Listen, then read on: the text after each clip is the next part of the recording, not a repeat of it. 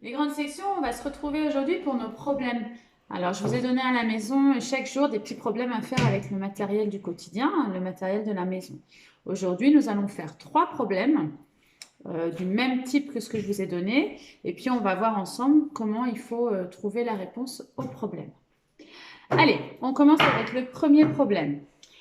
Sur ma planche de gommettes, j'ai 20 gommettes. J'en colle 5 sur une feuille, puis encore 6. Combien me reste-t-il de gommettes sur ma planche? Donc ça, c'est le problème que je vous demande. Donc évidemment, il va falloir qu'on trouve une solution, qu'on apporte une réponse. Alors, on peut prendre du matériel à la maison. Donc moi, j'ai des gommettes, mais vous, si vous n'avez pas de gommettes, comme d'habitude, on prend des petites perles, ce que l'on veut. Alors, sur ma planche, j'ai 20 gommettes. Donc moi, j'ai 20 gommettes ici. Vous réunissez 20 objets. J'en colle 5 sur une feuille. Donc je vais les enlever, d'accord? J'en colle 5. 1, on compte en même temps. 2, 3, 4, 5. Donc ça, c'est la première chose. J'en colle 5 sur ma feuille. Donc si vous avez des petits objets, vous les enlevez, vous en enlevez 5. J'en colle 5 sur ma feuille.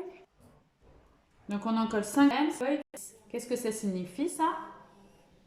Ça signifie qu'on va encore coller 6 gommettes sur la feuille. Donc comme tout à l'heure, je compte. 1, 2, 3, 4, 5, 6.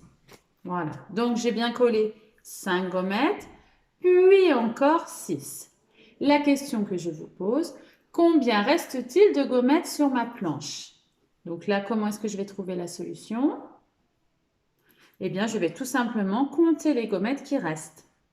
1, 2, 3, 4, 5, 6, 7, 8, 9.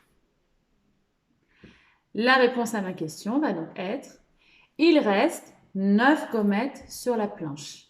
C'est très important de faire une phrase pour répondre à la question du problème. Donc, je vous ai donné un problème. Nous avons manipulé pour trouver la réponse. D'accord? Donc, vous, si vous aviez des petites perles, par exemple, vous avez d'abord enlevé 5 perles, première étape. Puis, vous avez encore enlevé 6 perles. Et il vous fallait compter ce qui restait. Là, on compte le reste. Que me reste-t-il sur ma feuille? D'accord? Donc, ça, c'est le premier type de problème. Maintenant, nous allons passer au deuxième problème. Alors, deuxième problème.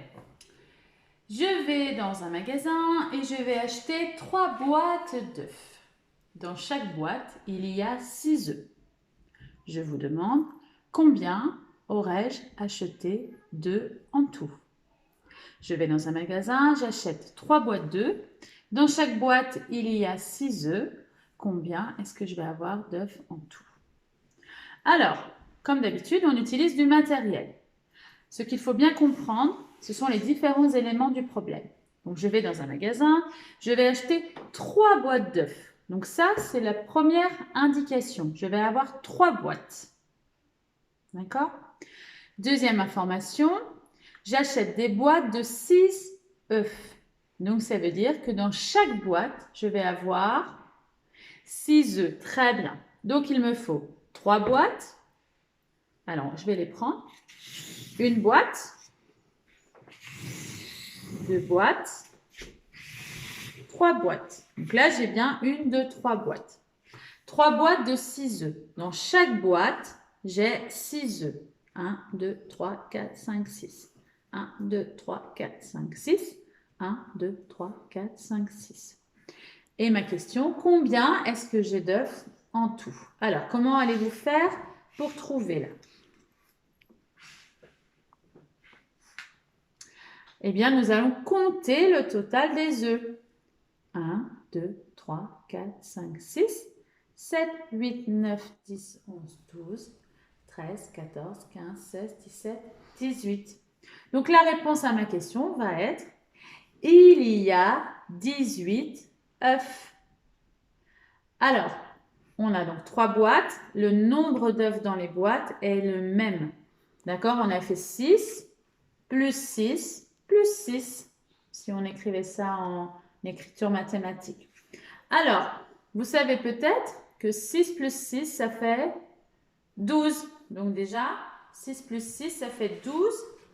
Et on rajoute 13, 14, 15, 16, 17, 18. D'accord? Donc on visualise, avec le matériel qu'on a à la maison, 3 boîtes et la même quantité d'œufs dans la boîte. Quand je dis dans un problème, j'achète 3 boîtes avec 6 œufs dedans, ça veut dire qu'il y a 6 œufs dans chaque boîte. Donc ça, c'est très important à comprendre. D'accord? Très bien. Maintenant, on va passer au troisième et dernier problème. Alors, dernier problème pour aujourd'hui. Écoutez bien. J'ai à la maison 11 chocolats. Je vais partager ces chocolats entre mes 2 enfants. Je veux que chaque enfant en ait le même nombre. Combien vais-je donner de chocolat à chacun? Je répète, j'ai 11 chocolats. Je vais les partager entre mes 2 enfants. Chacun doit en avoir le même nombre. Combien vais-je donner de chocolat à chacun? D'accord? Alors, même chose, écoutons, réfléchissons aux informations importantes. Donc, j'ai 11 chocolats. Donc, ça, c'est la première information. D'accord? Je vais les donner à mes 2 enfants. Donc, je vais distribuer mes 11 chocolats à 2 enfants. Donc, je vais faire 2 parts. Information très importante, chacun doit en avoir le même nombre. Ça, c'est très important, vous allez retenir. Alors, je vais maintenant prendre le matériel. Alors, voici mes 11 chocolats. Je dois les distribuer à mes 2 enfants. Voici un enfant et voici un deuxième enfant. D'accord? Voilà. Ils ne tiennent pas debout, mais c'est pas très grave. Vous visualisez à la maison. Si vous n'avez pas de chocolat, vous prenez toujours des perles, des Legos, peu importe. Et il faut que vous visualisiez 2 personnes, 2 enfants. Donc, je vais partager mes 11 chocolats. Alors, il y a plusieurs possibilités pour partager. D'accord? Moi, je vais en utiliser une. Je vais partager un par un.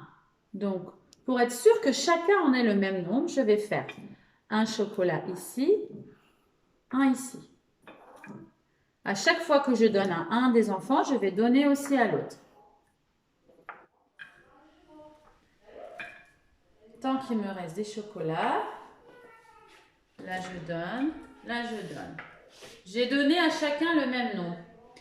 Qu'est-ce qui se passe ici? Est-ce que ce chocolat, je vais pouvoir le donner à cet enfant? À votre avis? Non, je ne vais pas pouvoir le donner à cet enfant. Pourquoi? Très bien, parce que sinon, cet enfant-là aura plus de chocolat que celui-là. Là, j'en ai mis un, mais il ne m'en reste plus pour donner à cet enfant-là. Donc celui-là, eh bien, je le laisse dans mon assiette. On va dire qu'il reste.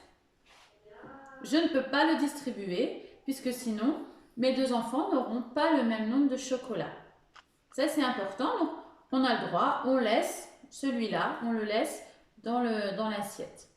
Donc, on va compter maintenant combien on a de chocolat. 1, 2, 3, 4, 5 pour cet enfant. Et normalement, on doit trouver le même nombre pour l'autre enfant. 1, 2, 3, 4, 5. Très bien. Si j'avais donné ici, là j'aurais eu 6 et là j'aurais eu 5. Donc, ça n'aurait pas été la même chose. Donc, ma question était, combien dois-je donner de chocolat à chacun pour qu'ils en aient le même nombre? La réponse, je donne à chacun 5 chocolats et il m'en reste 1. D'accord? Là, on le laisse, celui-là. On ne peut pas le distribuer parce que sinon, chaque enfant n'aura pas le même nombre. D'accord? Très bien. Donc, vous, voilà, vous utilisez le matériel de la maison pour reproduire ces problèmes. Et puis, on continuera la semaine prochaine. À bientôt!